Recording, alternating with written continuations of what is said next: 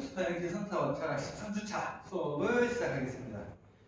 이제 한 주밖에 안 남아. 요번 주 빼고 요번 주 한다 그러고, 그러면 이제 한 주밖에 남지 않아서 이제 곧 있으면 이제 방학이죠. 벌써 한 학기 시작할 때 아유 이거 어떻게 하나 이렇게 생각했었는데 벌써 한 학기가 다 지나가네요. 바깥에 보니까 가을 날씨야. 찬바람도 좀 많이 불고 옷도 좀 이렇게 오늘 두껍게 입었어요. 추워서. 그래도 이제 마지막이긴 하지만 유종의 미를 거둬야 되겠죠. 저도 이제 오늘 그리고 다음 주까지 제가 좀 열심히 준비했어요. 다들 공부도 열심히 하고 오늘은 어려운 거 같거든. 그래서 공부를 열심히 할 수밖에 없었어. 어쨌든 이 이야기를 어려운 이야기를 여러분들 쉽게 전달해야 되잖아요. 아마 지금까지 들었던 그 어떤 철학보다도 조금 어려운 파트예요. 그래서 제가 좀 어떻게 하면 이 어려운 걸 여러분들이 쉽게 전달할까 고민 많이 했으니까 여러분들 잘 들어주세요. 그리고 이제 뭐 14주차인데 이런 잔소리는 이미 끝난 것 같아. 영상 제때 자주 보고 있겠죠. 보고 있겠죠. 어쨌든 아쉬운 마음이 듭니다. 좀 만나서 이런저런 이야기도 하고 하면 좋을 텐데, 근데 뭐 다음 학기부터는 아마도 위드 코너로 가기 때문에 아마 여러분들도 이제 대면 수업을 할 거예요. 그래서 이번 학기까지는 그래도 좀 열심히 영상으로라도 공부를 하고 다음 학기부터는 또 대면으로 열심히 또 저 만날 수도 있으니까 공부하면 되겠죠.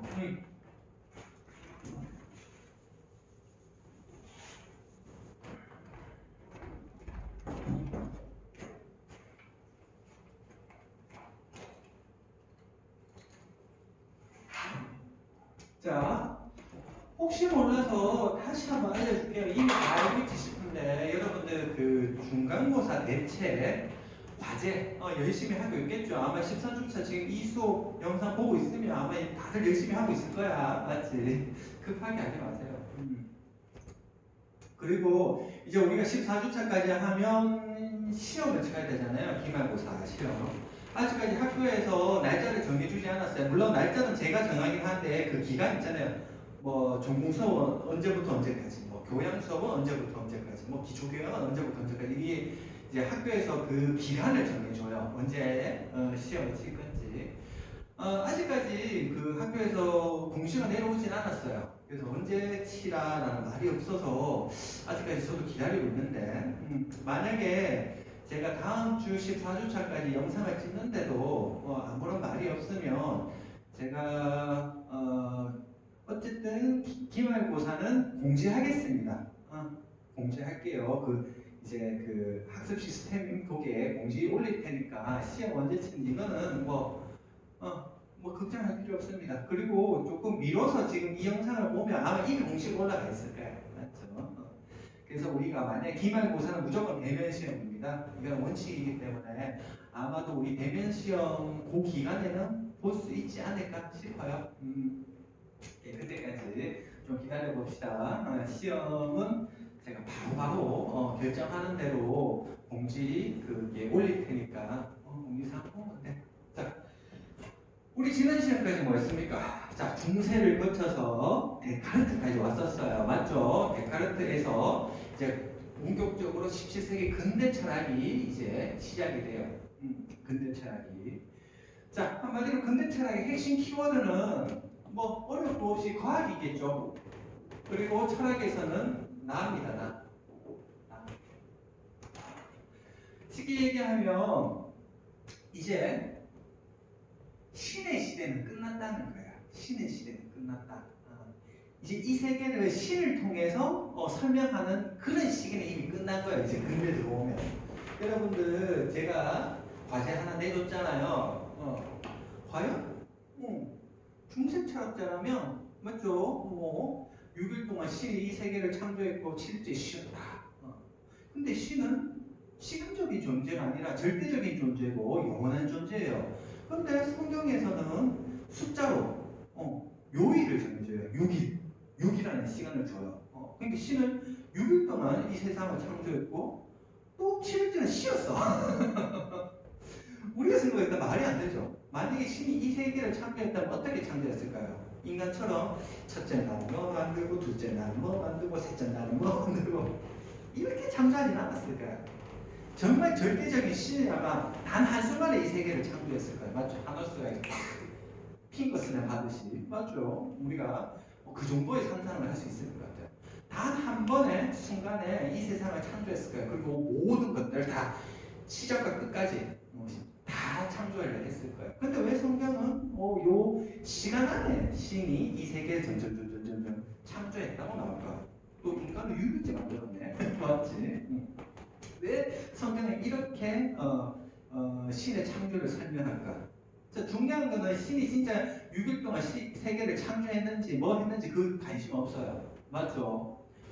중세 철학자라면 이런 질문에 어떻게 대답할까? 이거 가져야 되잖아요. 이 말은 뭡니까? 이 세계의 모든 설명의 핵심 키워드는 신이에요. 그러니까 신은 답장 넣은 거야. 신은 무조건 이 세계를 창조했고 완벽하게 창조하는 거야. 중요한 건 이런 의문들, 질문들에 대해서 중세 철학자는 어떻게 반응하느냐는 거야. 답을 찾는 게 아니라 이미 답은 정해져 있어. 어떻게 이 답을 정당화하느냐 여기 힘을 썼어요. 그런데 근대에 들어오면서 과학혁명이 이루어지고 이 세상은 신이 아니라 과학적으로도 설명할 수 있구나라는 깨닫게 돼요. 17세기 이제 인류는 맞죠? 생각해보세요 여러분. 우리 학기 초에 그 말도 안 되는 독보성 보고 배탈 났던 그 인류가 이제는 신에서 완전히 벗어나는 거예요. 완전히 벗어났다고는 할 수 없죠. 이제 꿈틀꿈틀대고 있는 거예요. 잠깐만, 신을 중심으로 이 세계를 설명한다? 그럴 필요가 있을까? 그리고 그게 좀 합리적이지 않은데? 이런 생각을 하게 되는 거예요. 그러니까 신이 있는지 없는지 일단 모르겠고 이 세계는 완벽하게 과학적으로 해명될 수 있다. 과학을 단거하자 이거예요. 자, 근데 중요한 건 뭡니까? 그 과학을 하는 인간은 도대체 뭐냐? 도대체 인간에게는 어떤 능력이 있길래 이러한 과학을 하느냐? 이제 이거의 의문을 갖기 시작하면 데카르트가 지금 이런 의문을 갖게 되잖아요. 도대체 인간에는 뭔데? 도대체 인간에는 뭐길래 이렇게 완벽한 학문을 할 수 있는데 결국 데카르트는 어디에 포인트를 맞춥니까? 그렇죠. 정신입니다. 정신. 자, 데카르트의 인간은 뭡니까? 한마디로 정신이에요. 정신. 나는 생각하는 거고 존재한다. 그게 무슨 뜻입니까? 물어보면 여러분들 대답할 줄 알아야겠죠. 제가 그 2주에 걸쳐서 설명을 했었으니까. 자, 그런데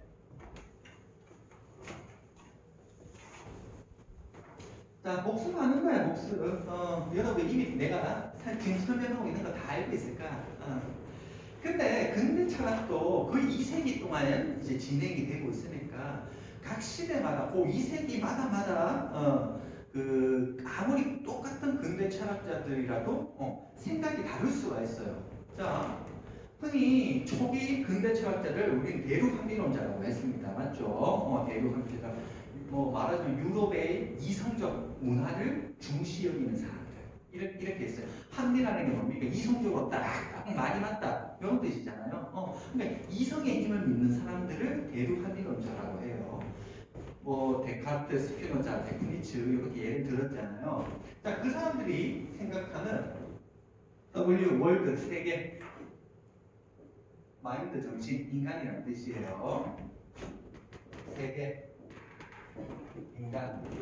인간의 정신이긴 하겠지. 자, 데카르트를 중심으로 그 대륙 합리론자는 어떻게 생각했냐 하면 지난 시간에 다 얘기했습니다. 이 세계는 과학적인 구조로 이루어져 있다고 했어요. 그런데 이 과학적인 구조를 이해하기 위해서는 기본적으로 우리의 정신도 어떻게 해야 된다고 했습니까? 그렇죠. 우리 인간도 이미 정신 자체가 과학적인 체계로 이루어져 있어야 돼요. 그러니까 우리는 이 세계를 과학적으로 해명할 수 있는 거예요. 너무 상식적인 얘기죠. 우리는 이미 과학을 할 수 있는 능력이 우리 머릿속에 탑재가 되어 있는 거예요. 그리고 이 세계가 과학적으로 이루어져 있는 거예요. 그러니까 우리 인간이 이 세계를 과학적으로 해명할 수 있는 거예요. 같아지는 거죠. 자, 근데 한 가지 한계가 있다고 그랬죠. 뭡니까? 신이죠, 신. 그러면 이 세계는 누가 과학적으로 만들었는데? 누가 우리 인간의 중심 안에 과학이라는 체계성을 넣어줬는데? 결국 신이죠, 신. 그래서 신이 이 두 세계를 매개해주는 이런 구조예요. 대륙합리론. 설명 다 했습니다. 쉽게 얘기하면 신이 세계를 이렇게 만들었고 인간 정신을 이렇게 만들었기 때문에 인간은 이 과학적인 걸로 정신으로 과학적인 이 세계 구조를 이해할 수 있다. 결국에는 신 없이는 사실 이 구조가 성립이 안 되는 거죠. 그러니까 중세를 벗어났다고 하지만 여전히 신이 등장할 수밖에 없는 구조로 되어 있다. 그런데 이 아버지 세대들과 달리 아들 세대는 영국 경험론자라고 했죠. 영국을 중심으로 경험을 중요시 여기는 철학자들, 아들 세대들이 등장하는 거예요. 자, 대표적으로 지난 시대 흉을 공부했습니다. 로크, 버클리, 그다음 흉 이렇게 예를 들어줬죠. 로크, 버클리 몰라도 돼요. 괜찮아. 근데 흉은 내가 저기 지난 시간에 설명했기 때문에 흉은 알아야 되겠죠. 자, 흉을 대표로 하는 영국 경험론자는 어떻게 생각했는지 이거 지우자는 거야. 아이고 아버지 세대들요. 아직도 심탈한 잠깐만 지금 녹화가 되고 있나? 그렇지. 아직도 심타령하고 있습니까? 라는 거야.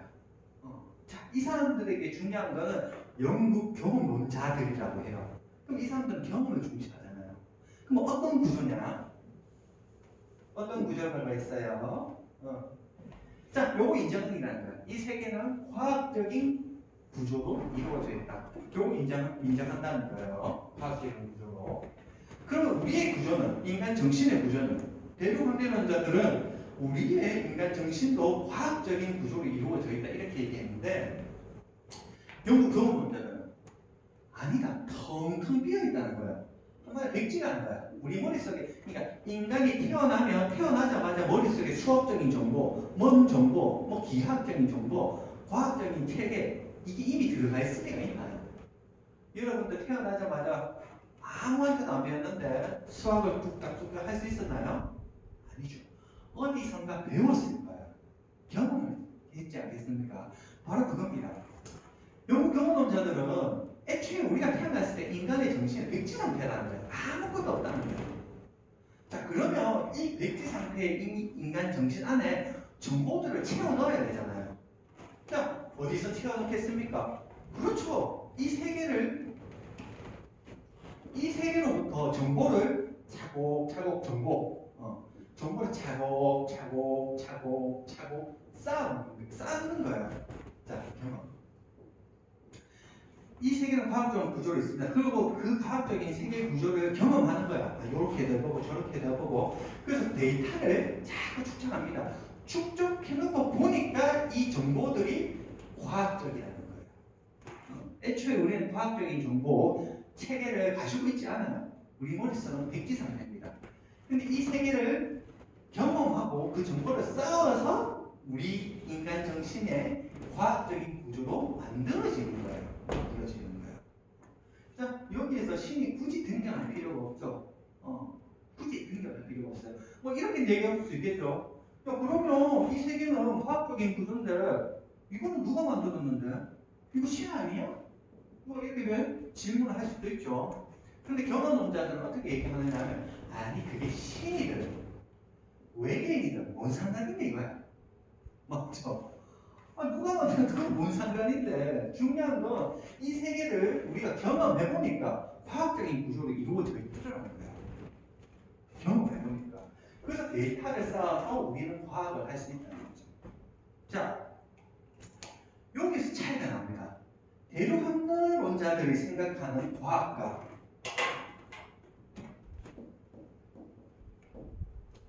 경험론자들이 생각하는 과학은 성격이 좀 다르다 했죠. 자, 대륙학리론자들이 생각하는 과학은 뭡니까? 보편학문이에요. 맞죠? 필연적인 학문입니다. 딱딱딱딱 떨어져야 돼요. 왜냐? 우리 머릿속 자체가 이미 완벽한 체계성을 이루어져 있잖아. 그러니까 수학이나 과학이나 이론 물리학은 틀리면 안 돼. 왜냐면 우리의 완벽한 체계로 하는 거니까. 근데 보세요. 경험론자들이 생각하는 과학은 뭐냐 하면 정보 싸움이에요. 정보 싸움. 이 정보들이 완벽할 수는 없어요. 왜냐하면 우리는 사람들마다 경험이 다 다르잖아요. 자, 어떤 사람이 커피를 마셨습니다. 저 같은 경우에는 커피 마시면서 이런 표현 잘 써요. 아이고 고소하다 이런 표현 안 써요. 진하고 뭐 맛이 좀 무거울수록 나는 아이고 고소하다 그래요. 어떤 사람들은 먹으면 으써 맞죠? 저는 그 진한 커피를 마시면 고소하다고 얘기하시는데 어떤 사람은 그걸 또 똑같은 커피를 마시는데도 으써 그래요. 맞죠? 어떤 사람은 이거는 뭐 나름대로 뭐 향기가 있는데 스윗한데 뭐 이렇게 표현해요. 맞죠? 이 말은 뭐냐? 사람들마다 경험이 다 달라요. 맞죠? 근데 수많은 사람들이 경험을 쌓아보면 나름대로 좀 한 90% 가까이의 정보를 획득할 수 있어요. 쉽게 얘기하면 자, 뭐 어쨌든 느낌만 내가 살릴게. 지금 떠오르는 구체적인 예가 안 떠올라서 예를 들면 요 보드마카 검은색이죠. 자, 이 색은 어떻게 보입니까? 우리 물을 수 있어요. 자, 그러면 다 검정색이라 하겠죠. 근데 어떤 사람이 생명이라서 회색처럼 보이는데요? 이럴 수도 있어요. 또 어떤 사람은 이거는 검정색이라기보다는 약간 옅은 뭐 그런 색인데요? 그러니까 경험치가 다 다르니까. 맞죠? 근데 100명의 사람들에게 물어봐요. 우리 설문조사 하잖아요.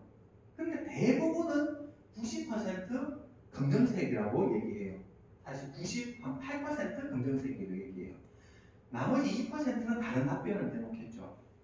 근데 경험 논제를 봤을 때 적어도 이런 데이터를 보니까 98%는 검다고 얘기하네? 그럼 이 보도만큼은 검다고 얘기할 수 있겠네? 라고 얘기한다는 거예요.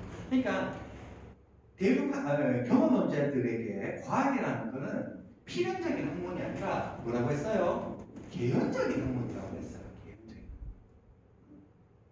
자, 지난 시간에 예를 한번 들었는데 오늘 며칠이고 11월 20일인가? 어쨌든 뭐 11월 20일 날 이때까지 한 100년 동안 11월 20일 날 비가 왔는지 안 왔는지를 우리가 데이터를 모집합니다.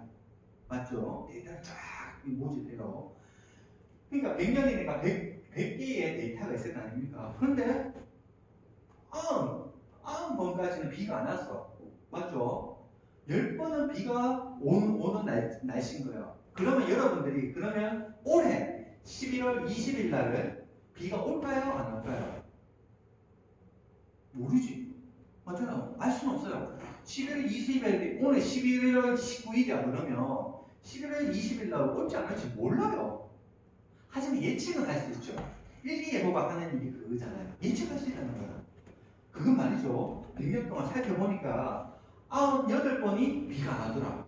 근데 2번은 비가 왔다. 그래서 내일도 98% 비가 안 올 확률이 있다. 요게 진짜 과학이라고 보는 거예요. 경험 문제는. 이걸 흔히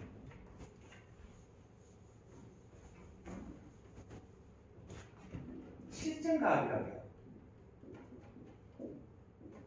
한마디로 경험 싸움, 데이터 싸움, 정보 싸움이라는 거예요. 과학은 그렇다는 거예요. 그래서 연구 경험자들 그 시대 때에 생물학이라든가 천체 물리학, 그리고 어쨌든 경험을 필요로 하는 이런 과학들이 많이 발전했어요. 근데 대륙학 이론자들 초기 17세기 초반에 그때 당시에는 어떤 한 과학이 유행했냐? 수학이나 기하, 이론 물리학 딱딱딱 수적으로 정확한 거 이런 게 진짜 과학이고 이런 거 공부해야 된다. 이런 분위기였다는 거죠. 하지만 한 세기가 지나고 나서 연구 경험론자들의 시대가 오니까 어떤 과학이 성명하느냐? 그렇죠. 실증과학이 유행하는 거예요. 생물학. 생물학이라는 게 우리가 관찰도 안 하고 딱딱 수학적으로 알 수 있습니까? 아니죠. 관찰해야 돼요. 이게 어떻게 진화했는지 경험해봐야 돼요. 써야 돼요. 그래서 완벽한 답은 아니지만 99%, 98%, 90%요 정도의 개연적인 그런 수치는 우리가 알 수 있다는 거예요. 이런 게 진짜 과학이라고 보는 거죠. 이런 게 진짜 과학이다. 자, 그러면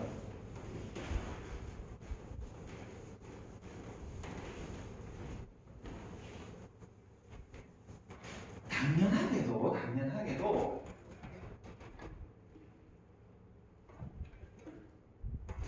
우리가 학문에는 과학만 있는 게 아니잖아요. 또 뭐도 있어요? 여러분들 무슨 과고? 국가들. 자, 우리는 수많은 학문을 가지고 있어요. 대표적으로 과학이 있겠죠. 지금 여러분들이 하는 웬만한 학문들은 다 이 과학에 들어가겠죠. 사회과학도 과학이잖아. 인문과학도 과학이에요. 대부분 이 과학에 들어가요. 인간의 내구조는 어떻고 저떻고 이런 것도 다 과학이고, 의학도 사실상 이 과학의 큰 범위 안에 들어가잖아요. 또 뭐 어떤 학문이 있겠노? 종교학이 있겠죠. 종교학도 있겠고, 미학도 있겠죠. 미학, 예술학. 맞죠? 그리고 우리가 공부하는 철학도 있을 겁니다. 자, 그러면 이 모든 학문 중에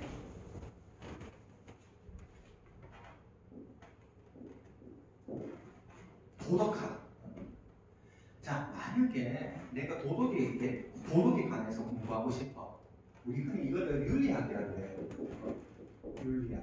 뭐 사회 정의, 법 질서, 도덕 체계 이런 거 공부하는 게 큰 범위에서 윤리학이라 그래요. 그렇죠? 우리 고등학교 때 윤리 배웠죠. 자, 만약에 이 영국 교훈론자들이 윤리학을 공부한다. 그러면 뭐를 중심으로 윤리학을 공부할까요? 핵심 키워드. 자, 동세는 C이고, 근데 대륙 한계론자들은 이성이고, 자, 영국 경험론자들은 그렇죠. 요걸 중심으로 이제 이 윤리학이라는 걸 해명하기 시작해요. 맞죠? 핵심 키워드는 윤리학이니까. 그 중에 한 사람이 지난 시간에 얘기했던 흉입니다. 흉은 인간의 도덕성 자체를 어떻게 해명을 해요?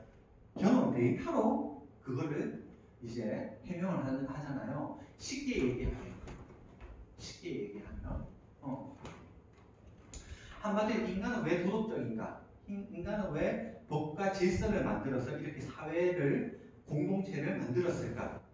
이유가 뭘까? 자, 요걸 해명하는 거야.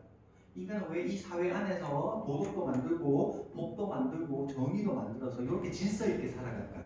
그 이유가 뭔데? 라는 거예요. 자, 그거를 경험을 통해서 해명을 합니다.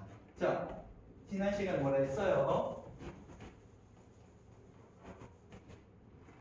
자, 인간에는 뭐가 있다 했습니까? 모두 다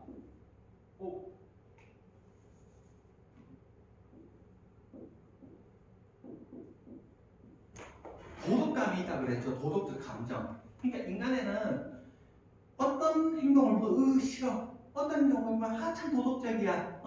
이렇게 구분할 수 있는 센서가 그랬죠. 쉽게 얘기하면 센서가. 그 센서가 달려있어요. 우리 인간한테는. 그래서 어떤 사람이 길을 가다가 꼬마가 쓰레기를 주워서 휴지통에 버려요. 아무도 안 알려줬는데. 근데 그 장면을 보면 우리가 어떻습니까? 센서가 켜지죠. 드문 너무 착해 이렇게.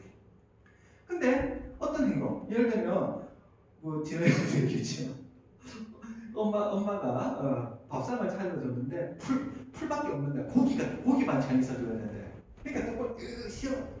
밥상은 없습니다. 왜 고기 반찬이 없어요? 없어! 이렇게 얘기했겠죠. 그 행동을 보고 우리도 센서가 켜집니다. 요번에는 아까 전에 센서가 뭐 밝은 색이라면 이번에 센서는 검은색, 좀 우중충한 센서가 딱 켜집니다. 그러면서 우리는 저런 비도덕적인 인간 이렇게 얘기해요. 그러니까 인간 대부분은 이 도덕적 센서가 다 달려있어요. 인간한테는 이 도덕적 센서가 다 달려있어요.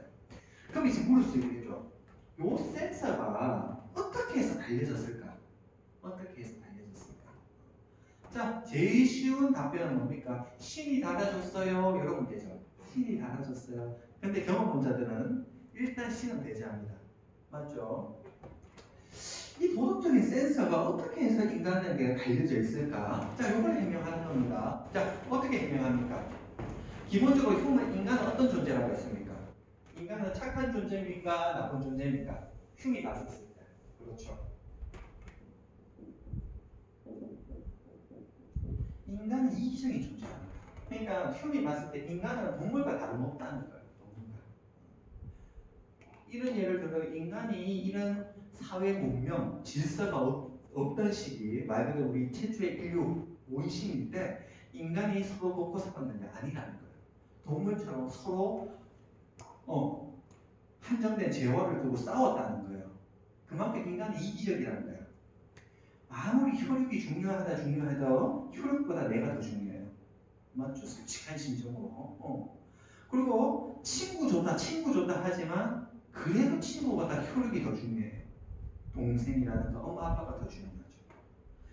우리 사람들 서로 사이좋게 지내야 돼요 해도 낯선 사람보다 친구가 더 중요합니다. 맞죠? 이처럼 인간은 딱 순위가 정해져 있는 거야. 순위가 다다다닥 정해져 있는 거야. 최고위는 누굽니까? 나예요. 무조건 내가 중요한 거야. 그만큼 인간은 이기적인 존재예요. 흉은 여기서 시작합니다. 자, 그런데 모두가 이렇게 이기적인 존재라면 이 한정된 재화를 두고 싸울 수밖에 없겠죠.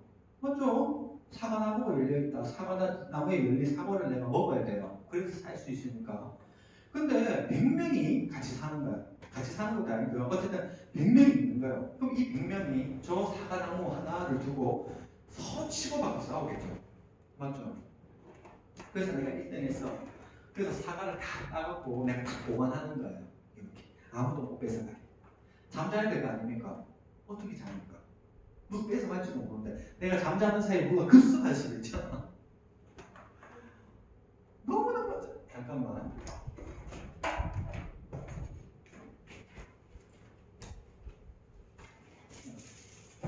마이크 사용하다 보니까 마이크 덮개를 약간 안 씌웠네.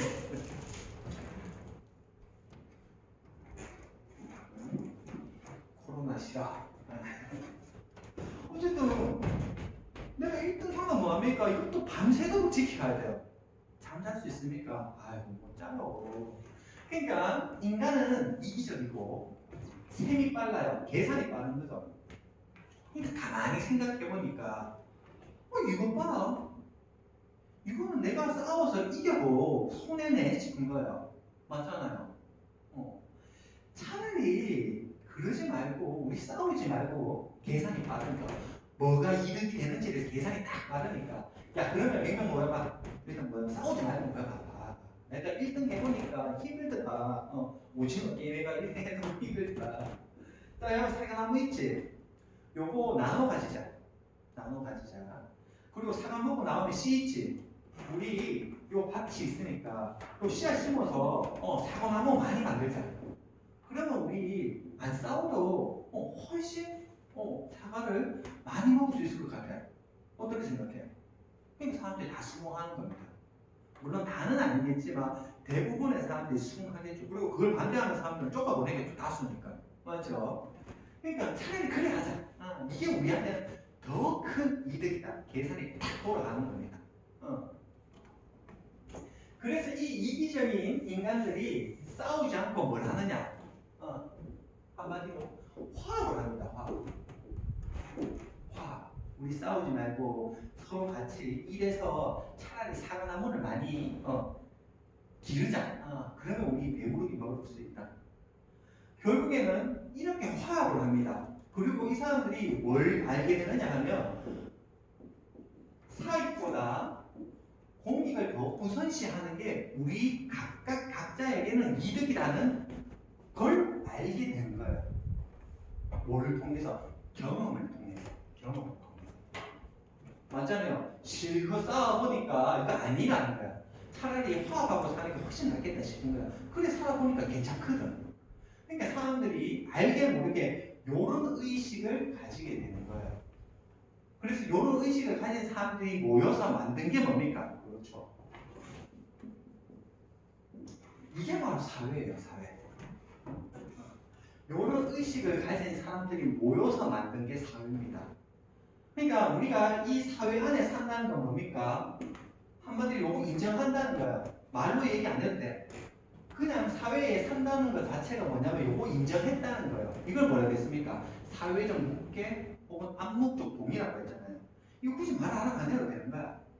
이미 우리는 마음속으로 이걸 약속했다는 거야. 내가 이미 여기 살고 있잖아. 사회에 산다는 건 뭡니까? 요거 인정했다는 거예요. 맞죠? 그러니까 우리가 이 사회를 살면서 법도 만들고 정의도 만들고 또 질서도 만들고 또 뭐 만들래요? 도덕도 만들잖아요.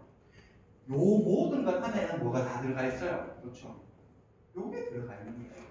사익보다 공익을 우선시하는 게 우리 모두에게는 이득이다. 요 경험이 바탕이 되는 거야. 요 경험을 바탕으로 모든 것들, 법, 질서, 정의, 도덕 이런 게 만들어졌다고 보는 거예요. 그래서 흉이 봤을 때 우리가 이렇게 법과 질서, 도덕을 지키면서 살아가는 이유가 뭡니까? 요의식이 있기 때문이죠. 요의식이 어떻게 생겼습니까? 그렇죠. 바로 인간 이기심 때문에 이러한 좋은 것들이 나왔다고 보는 거예요. 그러니까 흉은 인간 이기심이 나쁘다고 얘기 안 하는 거예요. 인간은 이기적이야. 근데 이기심이 마냥 나쁜 게 아니야. 좋은 거야. 잘 봐. 요렇게 해서 결국 요렇게 되거든.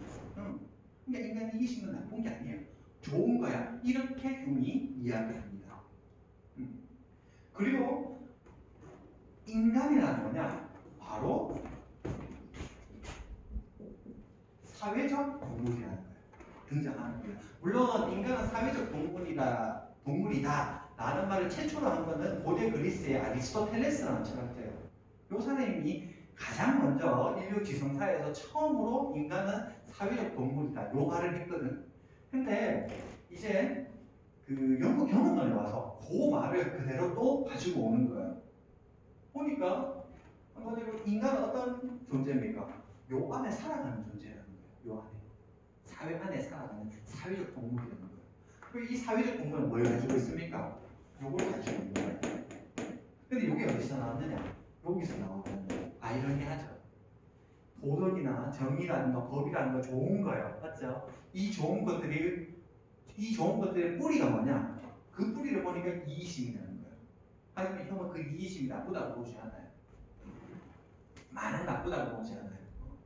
가장 원초적인 뿌리가 이기심이고 이 이기심을 바탕으로 이런 것들이 만들어졌다는 거예요. 그러니까 우리가 도덕감이란 말 센서 달렸다 했죠. 그 센서가 어떻게 달리게 됐습니까? 그렇죠? 이런 경험을 통해서 그 센서가 달려져 있다는 거예요. 자, 그리고 어떤 아이가 태어났습니다. 그리고 이 사회에서 보고 배울 거 아닙니까? 근데 이 사회는 뭘로 이루어져 있어요? 요 생각으로 이루어져 있다 했죠. 그러니까 우리는 알게 모르게 흉에 따르면 알게 모르게 이 사회를 살아간다는 건 뭐냐면 요 정신을 갖게 됐다는 거예요. 자, 이게 바로 요 정신이 바로 아까 얘기했던 공통감이에요. 센서예요, 센서. 그러니까 이 센서는 공익을 우선시하는 행동에는 반응을 합니다. 불이 번쩍번쩍 걸려요.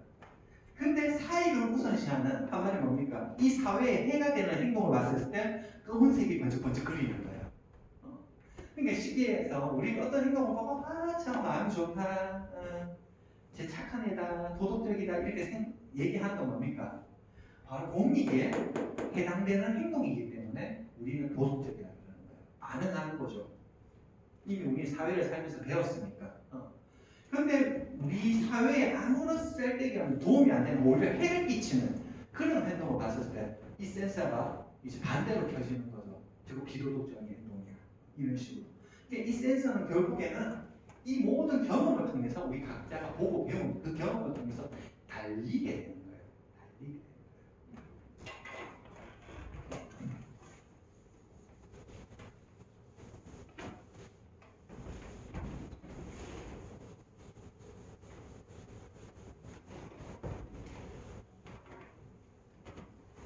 자, 그런데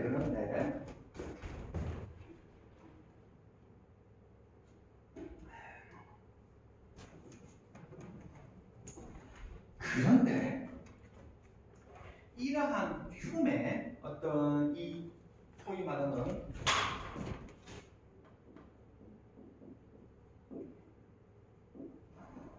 도덕철학, 흔히 도덕에 관련된 철학을 도덕철학이라 해요. 예술에 관련된 철학을 예술철학이라 그러고 종교에 관련된 철학을 종교철학이라 합니다. 쉽게 얘기해서 도덕에 관해서 질문 던지고 만들어내는 거야, 답을. 그게 철학이죠, 도덕철학은. 자, 흉의 도덕 철학이 가지고 있는 단점이 있어요. 단점. 여러분들 제 설명 흉에 관해서 이 도덕이 어떻게 발생했느냐 들으면 설득력 있어요. 맞죠? 꽤 설득력 있어요. 그리고 그렇게 만들어졌을 것 같고. 맞죠? 근데 이게 단점이 있어요. 단점. 자, 첫 번째 단점이 뭐냐 하면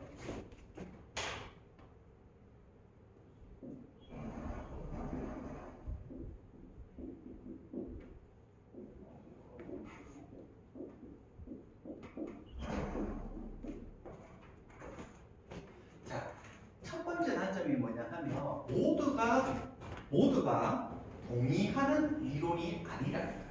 모두가 동의하는 이론이 아니다. 자, 기본적으로 흉이 얘기하는 도덕 철학의 핵심 키워드는 경험입니다. 경험이라는 건 뭐냐면 사람마다 그 경험치의 값이 다 다르다는 거예요. 그렇지만 이 사람들이 어떻게 생각했습니까? 개연적으로 봤다는 거예요. 개연적. 그래도 대부분은 이래. 대부분은 이래. 자, 쉽게 얘기하면 어떤 법이 만들어졌어요. 이 법이 왜 만들어졌겠습니까?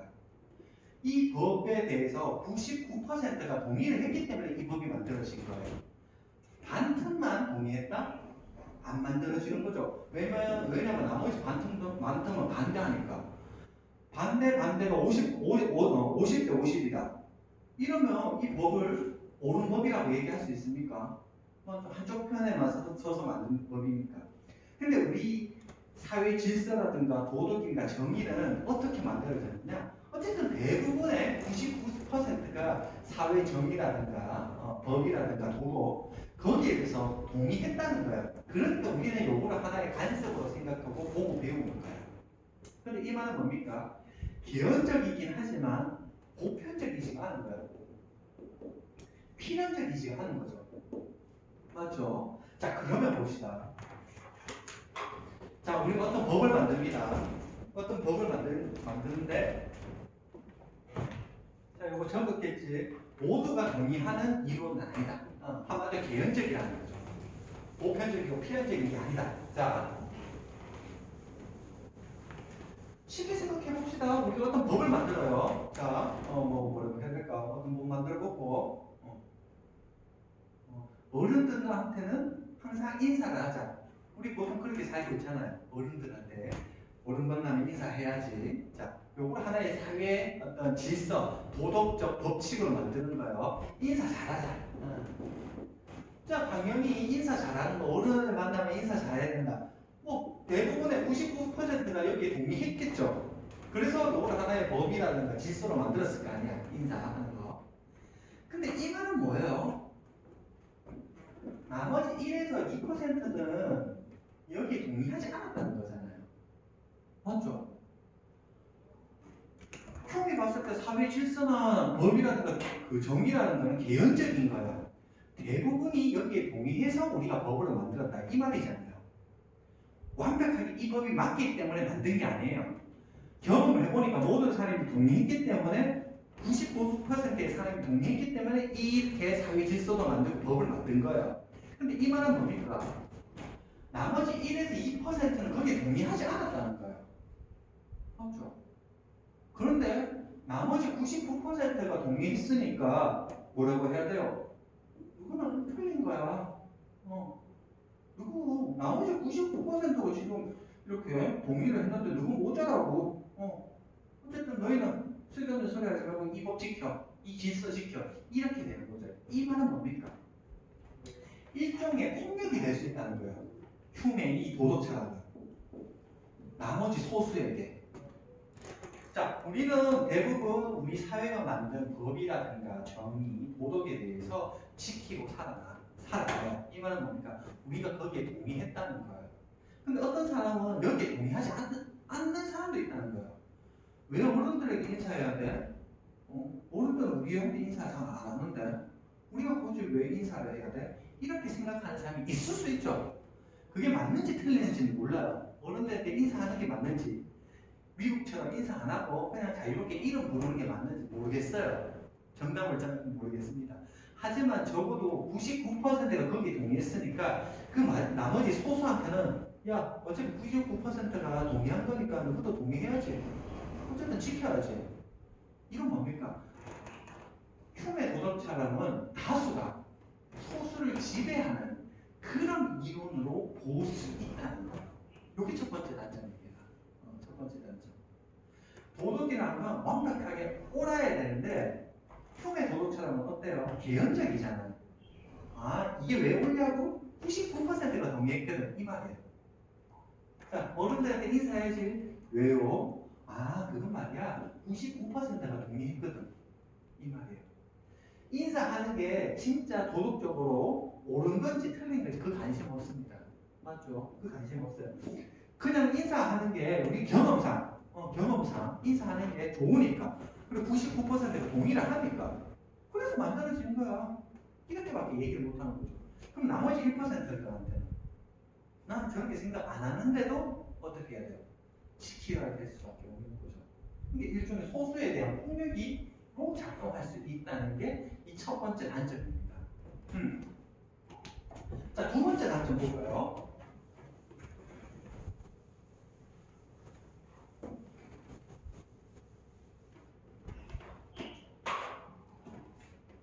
빨간색으로 볼게요. 두 번째 단점. 자, 흉은 인간 이기심의 좋은 점만 봤다.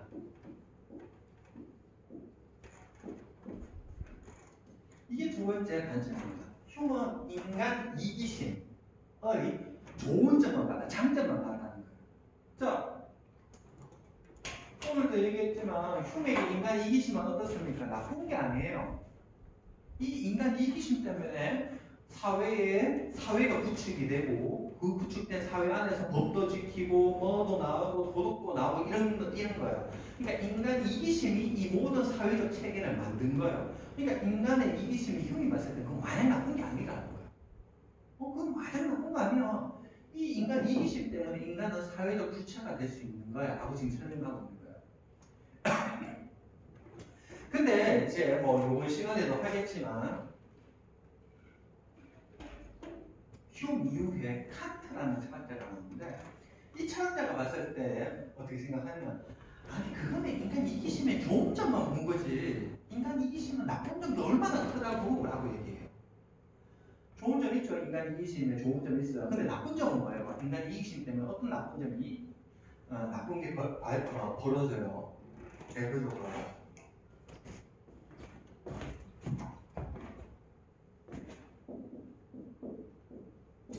전쟁이 일어나잖아요. 맞죠? 또 인간 이기심은 또 뭐가 만들어집니까? 갑을 그러니까 돈 많은 사람이 가난한 사람들 막 부려먹고 이런 것들이 나와요. 또 전쟁이랑 같은 좀 비슷한 말이지만 발음이 비슷하지만 경쟁, 정치적인 갈등 또 벌어져요. 맞죠? 전쟁하면 한번 해봅시다 여러분. 사람들이 얼마나 죽어나갑니까? 그것도 인간 이기심 때문에, 인간 욕심 때문에 이런 말도 안 되는 일들이 벌어져요. 맞죠? 우리 이게 더 비참한 거야. 사회 만드는 것도 인간 이기심을 통해서 사회를 만드는 것도 중요하지만 이 이기심이 너무 강조되면 뭐가 되느냐? 전쟁이 일어난다는 거야. 가불관계 그리고 정치적인 갈등이 일어난다는 거야. 그러니까 칸트 같은 사람이 봤을 때 휴머에게 질문할 수 있는 거죠. 아니 니는 이기심을 통해서 사람들이 사회 안에서 착하게 잘 산다고 지금 자꾸 설명하는데 이거 어떻게 설명할 건데? 이것도 다 이기심에서 나오는 건데 이것도 다 좋은 거니? 라고 묻는 거야. 그러니까 이 말은 뭡니까? 흉은 이기심의 좋은 점 한 단면만 봤다는 거예요. 나머지 나쁜 점도 있다는 거예요. 이거 보세요. 이런 것들. 여기에 대해서 왜 너는 생각해보지 않았니? 라는 거예요. 그러니까 칸트 같은 사람은 뭐냐 하면 인간의 도덕은 이기심에서 나오면 안 된다고 그러는 거예요. 물론 좋은 점도 있겠지만 이거 보십시오. 이게 더 나빠. 사회 구축하는 것도 이게 더 비극이잖아요. 그러니까 인간은 이기심을 통해서 도덕이나 사회 질서를 만들어서 안 된다고 보는 거예요. 안 된다고. 말 그대로 어떤 도덕적인 법칙, 수학처럼 필연적인 어떤 법칙을 통해서 법도 만들고 도덕도 만들고 정의도 만들어야지 인간 이기심 때문에 이기심으로 법을 만들고 정의를 만든다? 그래서 전쟁 나고 갑을 정리하고 이런 정치적인 갈등 나고 다 이런 거 아니냐는 거예요. 그러니까 이기심에서 인간 도덕, 그러니까 도덕이라는 게 나와서는 안 된다는 주제는 이런 단점이 있는 거죠. 세 번째는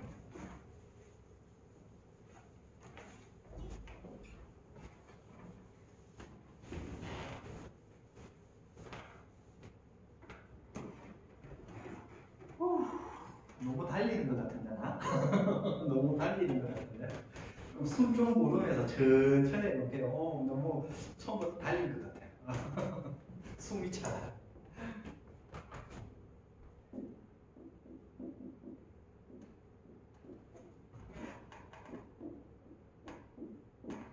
과거와의 단절입니다.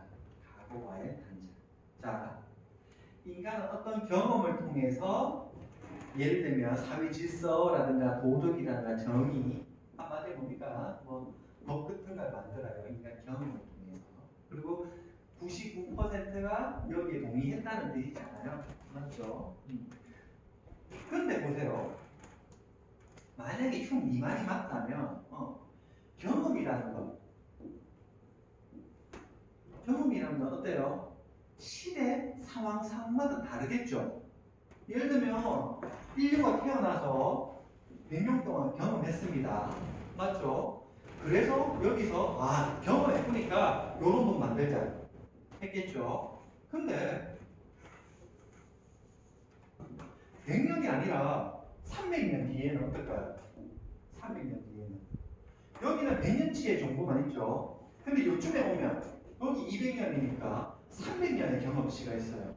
그러니까 300년의 경험치를 두고 법을 요렇게 만들자. 여기까지 A로 만들었는데 200년을 더 경험해보니까 B가 맞다 이렇게 되겠죠. 그렇다면 300년 뒤에는 자, 이 사람들은 경험치가 얼마입니까? 600년이라는 경험치가 있어요. 그러니까 600년이라는 경험치를 보니까 C가 맞다 이렇게 되겠죠. 이 말은 뭡니까? 경험치 그리고 그 시대에 사람들이 동의하냐 안 동의하냐 어쨌든 경험을 중시하다 보면 어떻습니까? 경험이라는 건 그때마다 다를 수가 있잖아요.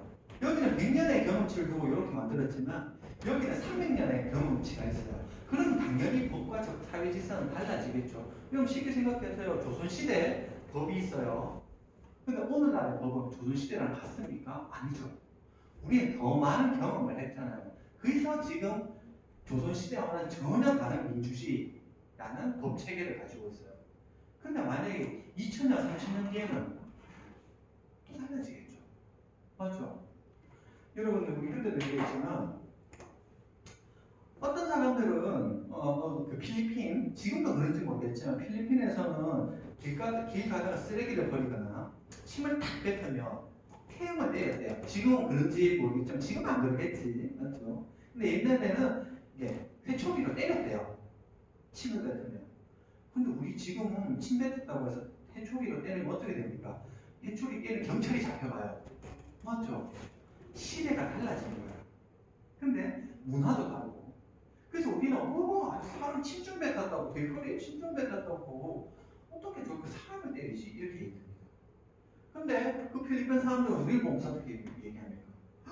아니 길거리에 누구나 다 다니는 이 길거리에 침 뱉었는데 벌금 안 낸다고? 쟤들 제정신이니? 이렇게 얘기할 수도 있다는 거예요. 이 말은 뭡니까? 이런 식으로 경험을 중시하다 보면 경험이라는 건 필연적인 게 아니죠. 개연적이라 했잖아요. 개연적. 한마디로 필연적이지 않다는 거예요. 그러니까 그때마다 상황에 따라 경험에 따라서 그게 달라질 수가 있다는 뜻이에요. 한마디로 개연적인 말에 다른 말로 하면 상대적이 돼버리는 거예요. 우리 그때 배웠죠. 상대적인 회의주의. 그리고 나아가는 그렇게 말하는 상대주의가 맞잖아요. 법이라는 건 우리가 생각했을 때 법, 도덕, 인간 다음은 시대와 공간을 떠나서 그대로 있어야 돼요. 맞죠? 그대로 있어야 돼요. 변하지 않아야지 우리가 그 잣대를 보고 그게 도달할 수 있잖아요. 근데 흉 같은 경우는 어떻습니까? 그 도덕이라는 건 얼마든지 바뀔 수가 있는 거예요. 경험치가 달라지니까. 그래서 이때는 A가 법이었다가 지금은 B가 법이었다가 나중에는 C가 되는 거예요. 자, 이러다 보니까 어때요?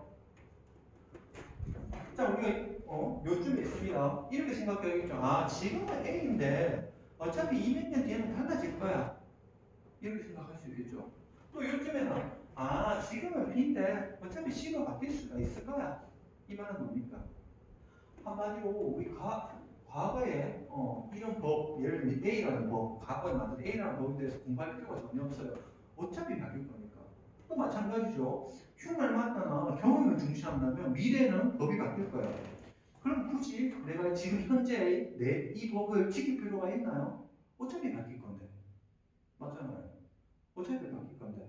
물론 지금 법을 어기면 벌금 내리거나 감옥 가니까 어쩔 수 없이 지킬 수 있죠. 어쩔 수 없이 지켜야 되죠. 근데 속으로는 이렇게 생각할 수 있잖아.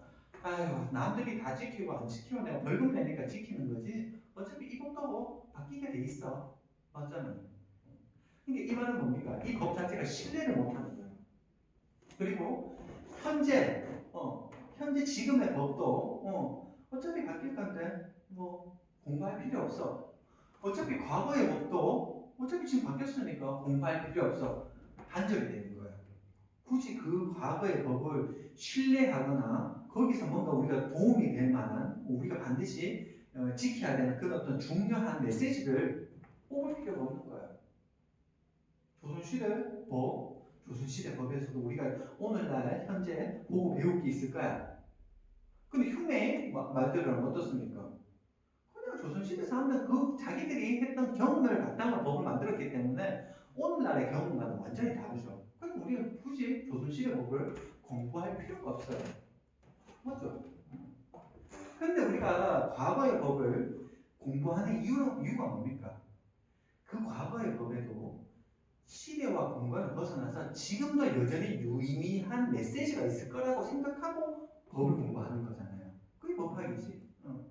근데 흉의 말대로라면 어차피 경험을 통해서 시시각각으로 사회 질서나 정의, 도덕이라는 거 바뀐다. 굳이 공부할 필요 있나요? 어차피 바뀔 건데. 안 그래요? 지금 뭐 도덕법 뭐 어차피 바뀔 건데 뭐 크게 중요한 게 있나요? 맞죠? 이렇게 과거와의 단절을 통해서 혹은 경험을 중시하다 보니 이 경험에 따라서 언제든지 이 사회 질서가 바뀔 수 있다. 그러니까 우리는 굳이 이 사회 질서에 대해서 신뢰할 필요가 전혀 없는 거죠. 근데 그래서는 안 되겠죠. 이 법이라는 거, 도덕이라는 게 바뀌지 않고 구축이 돼 있어야 돼요. 그래야지 우리가 인간답게 살아가는 거예요. 근데 계속 바뀐다면 그래? 뭐 인간은 오늘만 사는 거야. 오늘만. 어차피 미래의 인간들이 어떻게 살든 관심 없어요. 우리 아들, 딸 자식들 어차피 우리 아들, 딸들이 어른 되면 또 법이 바뀔 텐데, 사회 질서가 바뀔 텐데, 문화가 바뀔 텐데, 근데 걔들을 위해서 내가 뭐 해줄 것이 없지? 이렇게 된다는 거죠. 과거, 미래까지도 포함되겠죠. 과거와 미래와의 단절이 될 수 있는 거죠. 이런 단점이 있는 거죠. 자,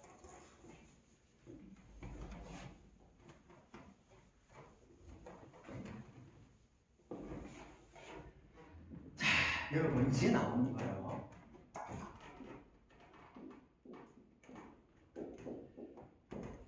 영국 경험론자들 이후에 18세기 말쯤에 이제 칸트라는 사람이 등장해요.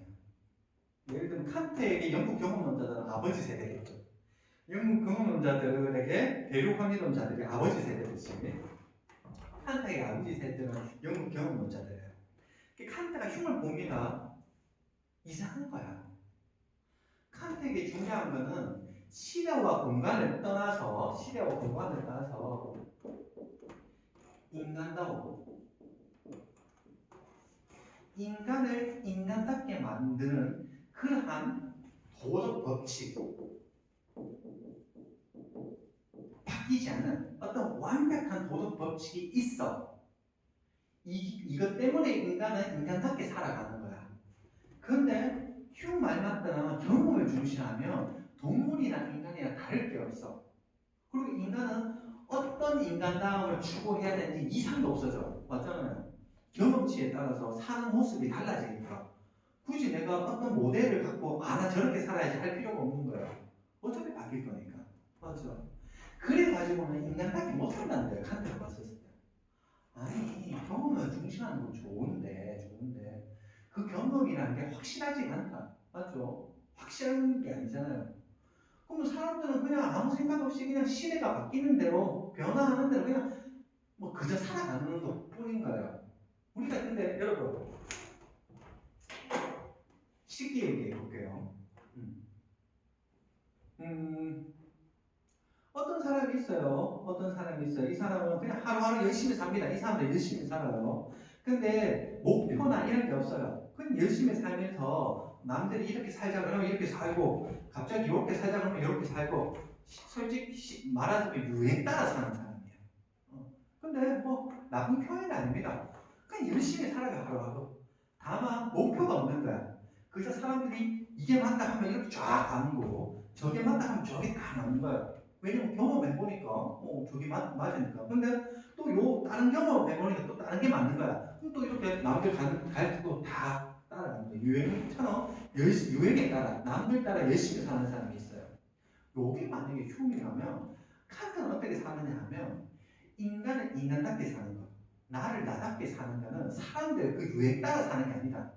한마디 유행은 경험이겠죠. 그게 아니라 정말 옳다고 생각하는 그 목표를 딱 해놓고 열심히 살아가는 그 목표 이상을 이루기 열심히 살아가는 것. 이게 진짜 인간을 인간답게 하는 참된 삶이라고 보는 거예요. 남들이 여기 가고 저기 가고 관심 없어.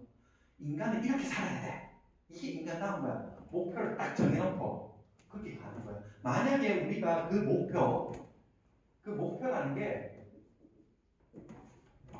개연적이지 않고 필연적이고 보편적이라면 무조건 이게 맞다면 요 이상이 그럼 우리는 좌고우면하지 않고 여기서 이렇게 목표로 갈 수 있겠죠. 그러니까 칸트는 이걸 원했어요. 여기 갔다가 또 유행 따라 여기 갔다가 이런 게 아니라 이 완벽한 목표가 있다면 인간을 인간답게 만드는 완벽한 도덕이라는 목표가 있다면 우리는 왔다 갔다 하지 않고 여기로 도달할 수 있을 것이다. 그럼 관건은 뭡니까? 요게 뭔데라는 거죠. 요게 뭔데? 하나의 이상, 요게 뭔데?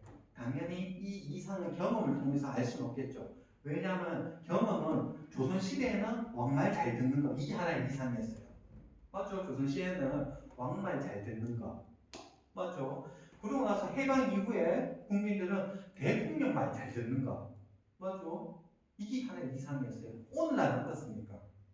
민주주의고 자유 시민 한 사람 한 사람이 주체적으로 정치적인 결단력을 가지고 있는 주체로 살아가는 것 이게 또 하나의 이상이죠. 맞죠? 그럼 시대마다 다 그 이상이 달라요. 그러면 당연히 100년 뒤에는 또 이상이 달라지겠죠. 혹시 압니까? 지금은 민주주의 시대에 살고 있는데 나중에는 공산주의 시대에 또 살 수 있잖아. 사회주의 시대. 복지를 우선이지 않는 사회주의 시대에 살게 될지도 또 몰라요. 그게 맞다고 생각하고. 맞죠? 그게 아니라 칸트는 요 완벽한 이상, 경험을 통해서 하는 게 아니라 우리 마음속에 있는 완벽한 그 도덕적 이상이 만약에 있다면 그리고 그게 맞다면 우리는 왔다 갔다 하지 않고 여기로 바로 다이렉트로 갈 수 있다. 그럼 이렇게 사는 게 도덕적인 삶이다. 이렇게 생각했어요. 그럼 관건은 아까도 얘기했지. 그럼 그 완벽한 시간과 공간을 떠나가서 인간이라면 과거의 인간이다, 현재 인간이다, 미래 인간이다. 그 누구나 따라야 하는 요 이상 그게 뭔데? 라고 물을 수가 있겠죠. 자, 그걸 한번 또 이야기해 볼게요. 시간이 좀 지났으니까 잠시 끊었다가 나도 이제 목 좀 축이고 2부에서 다시 설명해 줄게요.